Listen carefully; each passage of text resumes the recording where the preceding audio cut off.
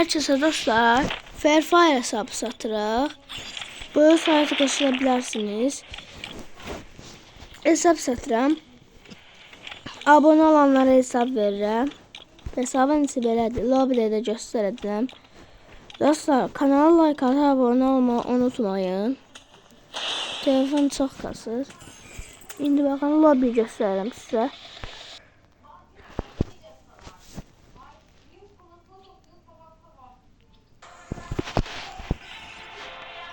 Lobby'si belədir.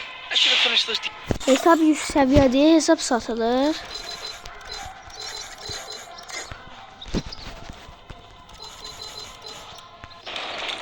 Emojiler de bunlardır.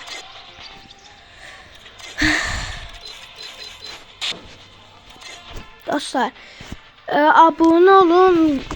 Yoruma abone oldum yazın. Hesap vereceğim.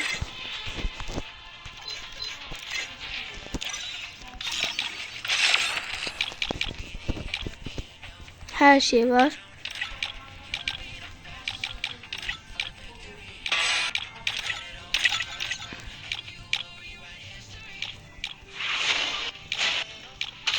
Telefon çok kasır.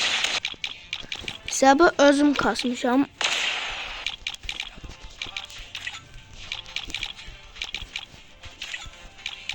Buradadır.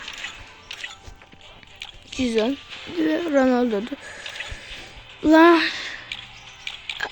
kanala abone oldum yazın. Hesap veririm. Like atıp abone olmayı unutmayın.